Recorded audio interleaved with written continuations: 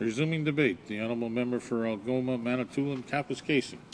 Thank you, Mr. Speaker. I'm very pleased to join this debate tonight, a debate that honors our troops in Afghanistan, honors our troops everywhere where they act on behalf of Canada in the world and indeed domestically. And to echo the comments of my colleague from Waterloo, to have this debate and to recognize that there are different points of view, and at the same time to recognize that in this democracy the debate is necessary. And it is I think a good irony that in this place we can have that debate, and we could wish that other countries like Afghanistan could enjoy the ability to have discussions like this without guns, without bombs, without bullets, without treachery.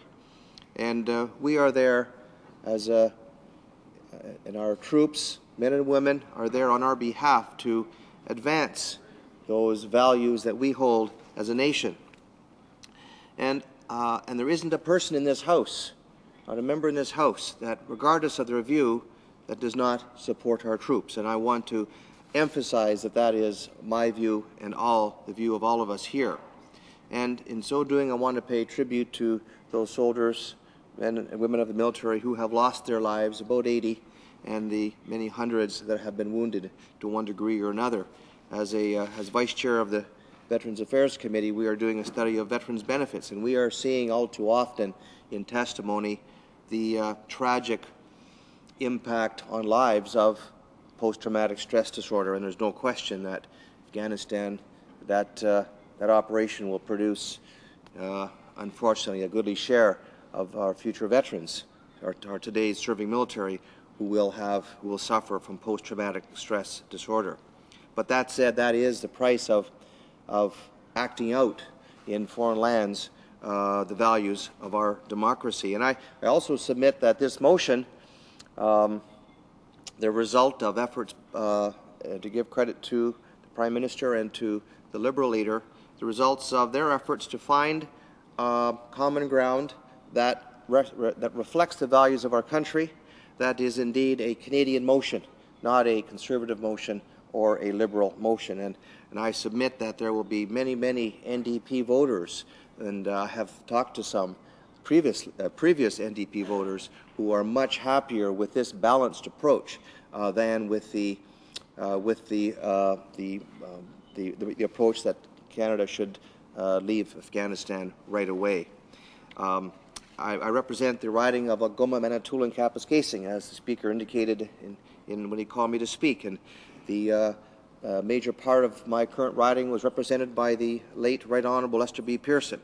And it was 50 years ago last fall that he won the Nobel Prize for his efforts in the area of peacekeeping. And we don't use the word peacekeeping very much anymore, but ultimately that's what it's all about.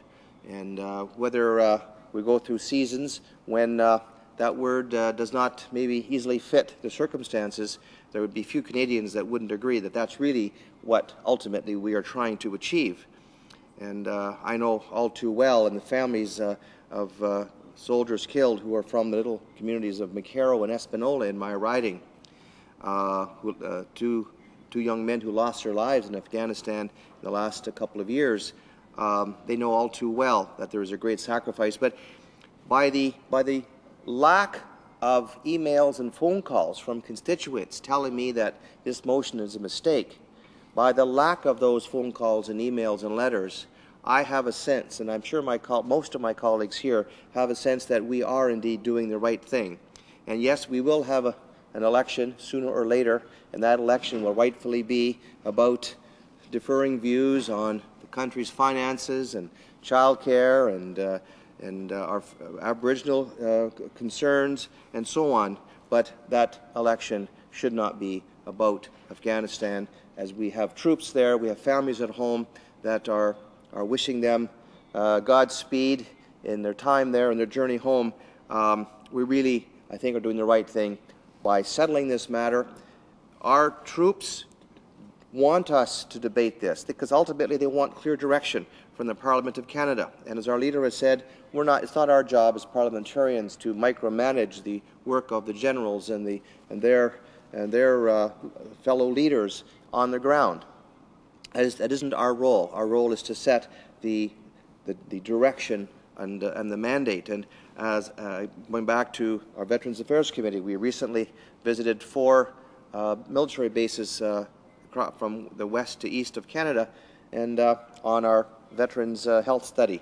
And not a single person, at least in my own personal experience, not a single member of the military questioned the debate. Not a single one. They understand that the wars past, the work of our veterans, whether it was in the First, Second World Wars, in Korea, and elsewhere in peacekeeping, those efforts were in fact to preserve and promote democracy. It is an honor. We honor our military by having this debate. Let me go specifically to the things that our party wanted to see as the Afghanistan mission moved forward. We knew that there would have to be change in the mission. We knew that there would have to be an end date. And we also felt strongly that we would have to move beyond the military engagement, at least as the military engagement presents itself to us right now. And that military engagement should focus on training the security forces, providing security for development and the building of infrastructure and schools and so on. And for this, it's understandable. Canadians understand that you need a strong military to be in that village once it's secured, to make sure that it is safe for the water system to be built or rebuilt, as the case might be, that school to be built, for other important issues of local governments to be fostered. So you need a strong military, and how the devolution or evolution of the combat mission unfolds in the months ahead, we will leave that to our military leaders, but they have our message that the counterinsurgency measures should be diminished, and that military role, combat where necessary, in support of securing the reconstruction, securing development. Well, we understand that it is our military that will decide those issues. I feel very strongly that ultimately we are helping to build a civil society there. It seems a long way off when you look at the terrible news that emanates from that country and that region almost on a daily basis. But we can't lose hope. We can't lose faith that ultimately people and individuals and families and communities want to live in peace. We can't work out their differences that may exist from ages past in their communities.